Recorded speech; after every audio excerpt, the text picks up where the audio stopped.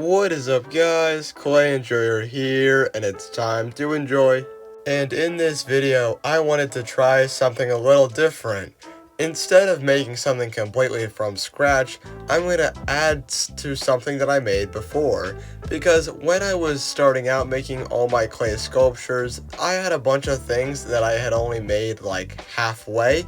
And this is one of the things that I wanted to fix up and make better because it looks kind of terrible right now. And the castle needed some flags and a little bit of extra detail.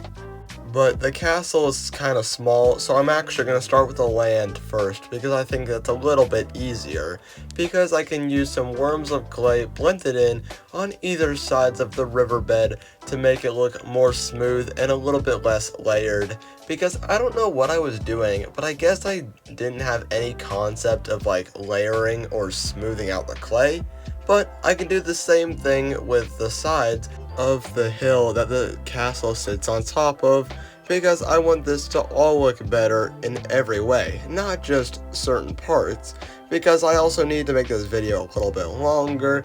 This is where the detail for the castle comes into play, which is adding the turret spire things on either one of the towers.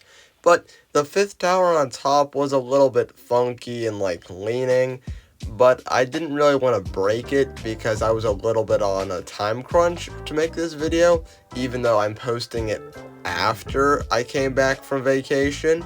But that's okay, because I can add some flags, a little door, which will be barely visible in the final shots. Then I can start adding the giant snake, which is this, well, giant thing of clay with this texture of the texture roller, because it's like a diamond shaped pattern, so it looks really good for a giant snake, which I can wrap around the entire castle, making sure to make the snake so big that I have to cut some of it off camera because of how big it is. And because of said time crunch, I was not able to look up what a snake head actually looks like, so this snake looks pretty derpy for about 10 more seconds. But with the eyebrow ridge thing in place, the snake is starting to look a little bit scarier, along with his mouth, teeth, and gums. But he also kind of looks like King K. Rool, which wasn't really what I was going for, but I consider this a win-win scenario because it gives me practice making two things, King K. Rool and a snake. But I can blend the head in and retexture it a little bit off camera, and I can start working on the painting.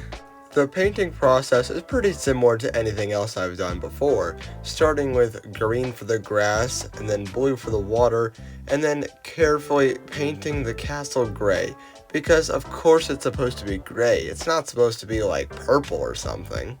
I know I've mentioned this a few times already, but even though this process didn't really take that long, it still was really tedious because of all the nooks and crannies around the castle.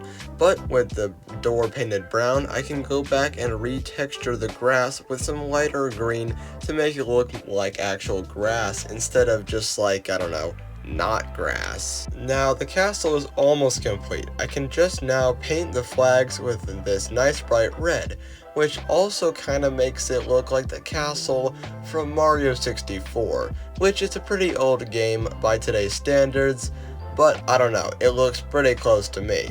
But with a little bit of gray dry brushing to highlight some details in the castle, I can finally start painting the snake in this mysterious purple. I don't know. I just thought it would be a good contrasting color from all the greens, blues, and grays.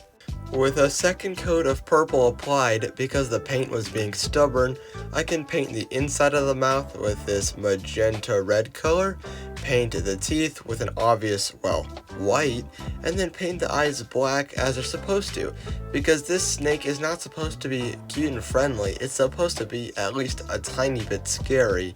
But now that I've finished it, it kind of looks more British. I don't know. This seems to be like a self-fulfilling prophecy that some of my sculptures just turn British.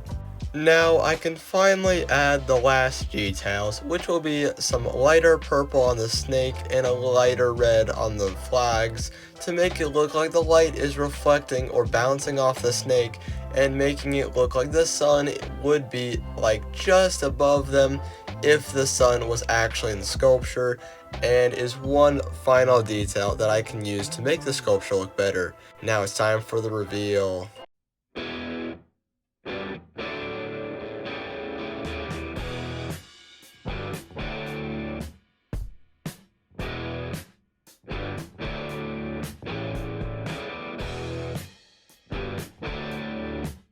If you enjoyed this video, please like and subscribe so I can make more videos like this, or even better, making videos where I remake my old sculptures even better. I would just like to say that you guys and my subscribers are like the mountain that holds up this snake of a channel. Thank you for watching. See you in the next video. Bye.